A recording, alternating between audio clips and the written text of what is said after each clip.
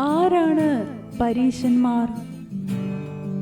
പ്രിയ കൂട്ടുകാരെ, ഇന്നത്തെ നമ്മുടെ കഥയിൽ വിശുദ്ധ വേദപുസ്തകത്തിലെ പുതിയ നിയമത്തിൽ നമ്മൾ പരിചയപ്പെടുന്ന പരീശന്മാർ എന്നറിയപ്പെടുന്ന ഒരു കൂട്ടം ആളുകൾ ആരാണെന്നും അവരുടെ ഉത്ഭവം എവിടെ നിന്നാണെന്നും നമുക്ക് നോക്കാം. BC 539 പാഴ്സി രാജാവായ കോരശിന്റെ കൽപ്പനയിൽ പ്രവാസത്തിൽ നിന്ന് ഒരു കൂട്ടം, അതായത് ഏകദേശം 50,000-ഓളം വരുന്നവർ ഇസ്രായേലിലേക്ക് തിരിച്ചു വരികയും BC 515 യെരുശലേമിലെ ആലയം പണിയുകയും ചെയ്തു. സെരുബാബേലിന്റെ നേതൃത്വത്തിൽ ആലയം പണിയുകയും പിന്നീട് വന്ന എസ്രാ ശാസ്ത്രി ആലയത്തിലെ കാര്യങ്ങൾ ക്രമത്തിലാക്കുകയും ജനത്തെ ദൈവവചനം പഠിപ്പിക്കുകയും അതിനുശേഷം വന്ന നെഹമ്യാവ് യെരുശലേമിന്റെ മതിൽ പണിയുകയും ചെയ്തു. ഇങ്ങനെ കാര്യങ്ങളൊക്കെ ക്രമത്തിലാക്കി ഇസ്രായേൽ ഒരു സമാധാനപരമായ ജീവിതം തുടങ്ങി. എങ്കിലും അവർ വേഗത്തിൽ തന്നെ ദൈവകൽപ്പന മറന്ന് ജാതികളുമായി ഇടകലരുകയും ദൈവത്തിൽ നിന്ന് അകലുകയും ചെയ്തു. ഇതിനിടയിൽ പേർഷ്യൻ സാമ്രാജ്യത്തെ കീഴടക്കി മഹാനായ അലക്സാണ്ടറിന്റെ നേതൃത്വത്തിൽ ഗ്രീക്ക് സാമ്രാജ്യം അധികാരത്തിൽ വന്നു. ആ കാലത്തിലും യഹൂദന്മാർക്ക് എല്ലാവിധമായ സ്വാതന്ത്ര്യവും അനുവദിച്ചു നൽകിയിരുന്നു. ആ അധിക സ്വാതന്ത്ര്യം അവരുടെ വിശ്വാസത്തിലേക്കും കടന്നു കയറി അതിനെ മലിനമാക്കി.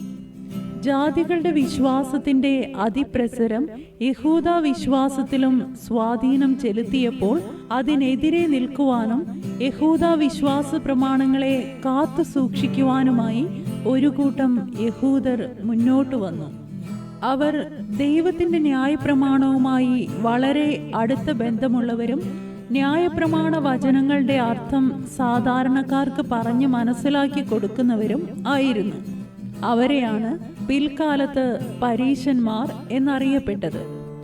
ദൈവം മോശയ്ക്ക് നേരിട്ടും പിന്നീട് യോശുവയും പ്രവാചകന്മാർ മുഖാന്തരവും ഇസ്രായേലിന് നൽകിയ കൽപ്പനകൾക്ക് അനുസരിച്ച് ജീവിക്കണമെന്ന് കർശനമായി നിഷ്കർഷിച്ചവരാണ് ഈ കൂട്ടർ. എന്നാൽ കാലങ്ങൾ മുന്നോട്ടു പോയപ്പോൾ ന്യായപ്രമാണത്തിന് പുറമെ വാമൊഴിയായി പൂർവികന്മാർ പറഞ്ഞതും ഇതിനോടൊപ്പം ചേർത്ത് ന്യായപ്രമാണത്തിന്റെ തുല്യ പ്രാധാന്യം നൽകി അവർ പഠിപ്പിക്കുവാൻ തുടങ്ങി. അതുമാത്രവുമല്ല, വചനം പഠിപ്പിക്കുന്ന അവർ സ്വയമായി അതനുസരിക്കുന്നതിൽ വിമുഖത കാട്ടി. അവർ സ്വന്തം സമ്പ്രദായങ്ങൾ കൊണ്ട് ന്യായപ്രമാണത്തെ ദുർബലമാക്കുവാനും തുടങ്ങി. ഇങ്ങനെ അവർ ദൈവനീതിക്ക് പകരം സ്വയനീതിയിൽ ആനന്ദം കണ്ടെത്തി.